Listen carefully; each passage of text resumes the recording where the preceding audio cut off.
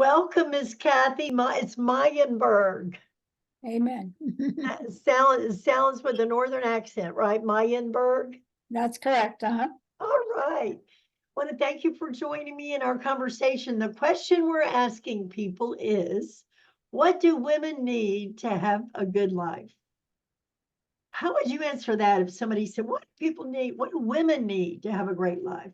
Well, I think for everybody, they need God in their life, which is Right. so strong in mine. I mean, if I didn't have God laying out a plan for me, I don't know if I would have survived the last 3 years. Can I ask you about the last 3 years? What was hard to survive?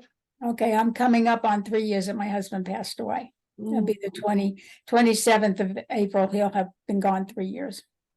Well, my husband died in 2019. So he's been gone 5 years. Yeah.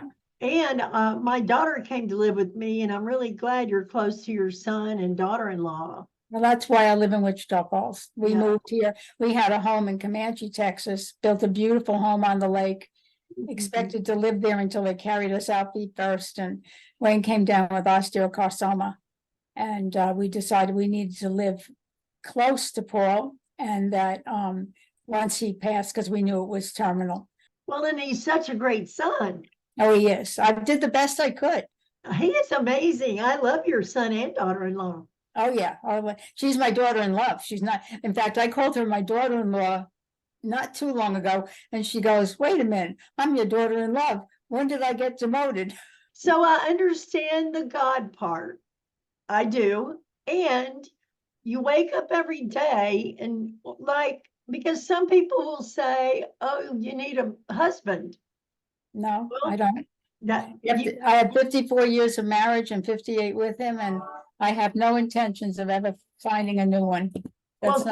Usually some of the single girls will say, if I just had a husband, life would be great, and then people say, if I just had my master's, things would be better. If I just had that, we have this notion that something's coming that will make life great.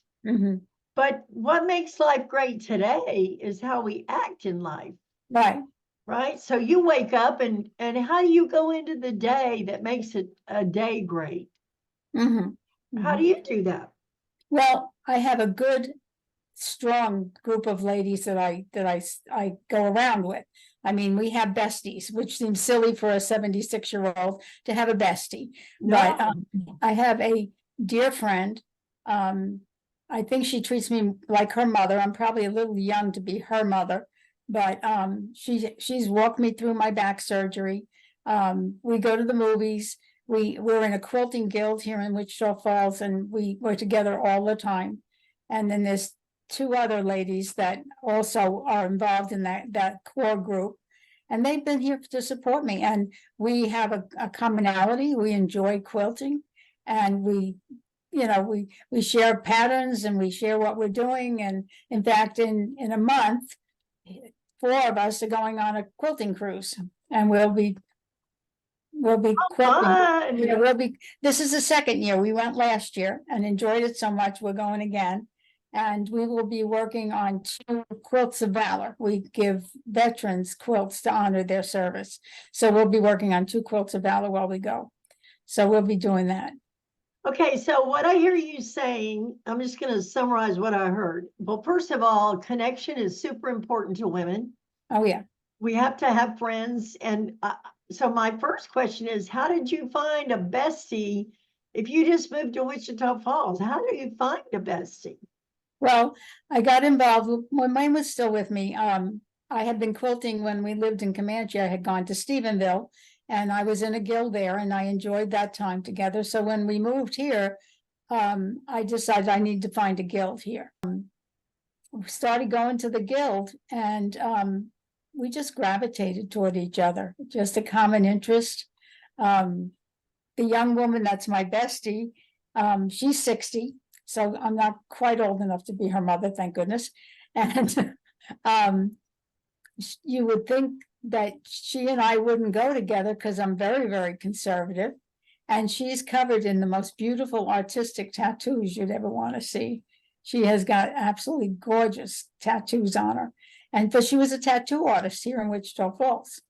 And she's just a good gal, you know, I mean, she's there for me. You took the action. You went to a place where you're likely to meet like-minded people. Right, You invested in developing relationships that are meaningful. right. You have a faith base that you rely on. Amen. You have people who care about you, like your son and daughter-in-law. And you're probably active in church where there's a lot going on. Well, have been named the pastor emeritus of First Holiday. All right. So I'm doing a lot on supporting Paul, and because he's the pastor, and I get to lead Bible study and Sunday school and sing in the choir, and then I've just started actually a full-time participation in the worship.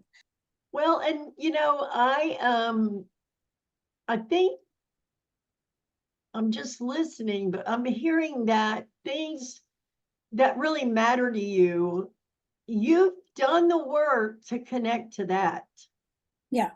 It didn't just happen. You could have No. easily just stayed at home and not done anything. Oh, yeah, I could have gone into severe depression. Yeah. I did when, of course, Rodney died right before COVID, and then I couldn't go out. My daughter's like, we just lost our dad, stay at home. And I'm like, stay at home. It's like being exiled in the far country. Yeah, you got that right. Yeah. But thanks to Zoom, you know, I survived it. And I have a widow group that I'm a part of. We started out with hospice, but we've met every Monday for 5 years. Wow. And so, I mean, they're like a lifeline to me. So well, that's my quilting guild. That's the group I'm in. I mean, we go to the movies, we have lunch, and then when we do have guild, we go out to supper beforehand, and there's a group of us that meet. So it's a definite support group. A lot of fun, a lot of laughs, a lot of travel. Sounds like a good life over here. Oh, it is. It's a good life. Well, thank you for being willing to play in our What's a Great Life game. And who knows, but I tell you, everybody has a notion. My big thing about a great life is you have to take the action to have it. Yeah. You can't wait to come and get you. Yeah. And you can't, you know, today's the day we have. I can't just keep waiting for, you know, now thankfully I met Steve, but you know, if I were just sitting around saying, well, my life is not anything until I find a man, well, I would have been wasting years because I was years without a man. So yeah. But I found a good one. Yeah, you do. And I had a good one, and I don't think anybody could come up to that, to meet that challenge. So I'm good. Well, all my girlfriends in my widow group are the same way. They're like, nope, I had the best, nothing else will do. Yeah. Well, when I'm going to ask you, Sandy, how old are you? Me? Yeah. 67. Okay. I'm 76. Yeah. And I was with Wayne since I was 15. So there's just not going to happen.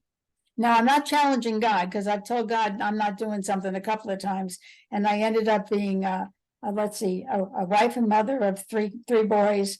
I was never going to be a cop's wife. I was never going to do teenagers. I was a youth pastor.